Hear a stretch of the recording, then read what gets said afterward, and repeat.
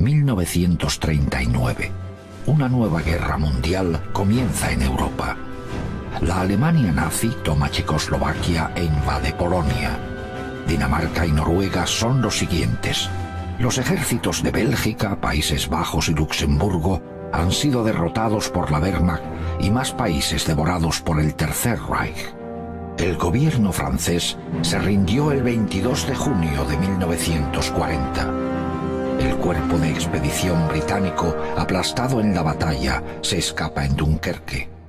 Alemania sale victoriosa una vez más y la Segunda Guerra Mundial pasa a una nueva fase. El Reino Unido es el único país en Europa que hace frente a la Alemania nazi.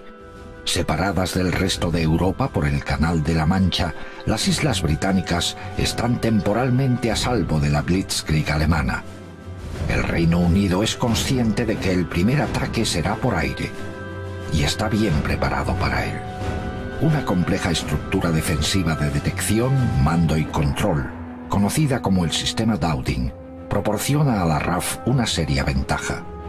La RAF es una gran fuerza multirracial, con pilotos no solo de la Commonwealth británica, sino también de Polonia, Checoslovaquia, Francia, Bélgica y otros aliados británicos.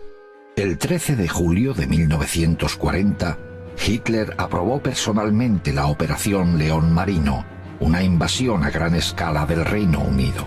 Sir Winston Churchill, primer ministro británico, respondió con un famoso discurso.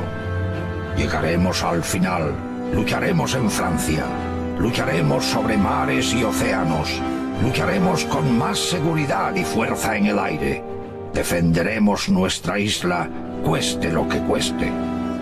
Lucharemos sobre las playas, lucharemos sobre los aeródromos, lucharemos sobre los campos y sobre las calles, lucharemos sobre las montañas y nunca nos rendiremos. En cuestión de días, cientos de bombarderos y cazas alemanes despegarían dirección a Inglaterra para acabar con la resistencia británica. Un puñado de jóvenes pilotos de la RAF era lo único que se interponía entre Hitler y la total dominación de Europa. Nunca en el mundo de los conflictos humanos tanto había dependido de tan pocos.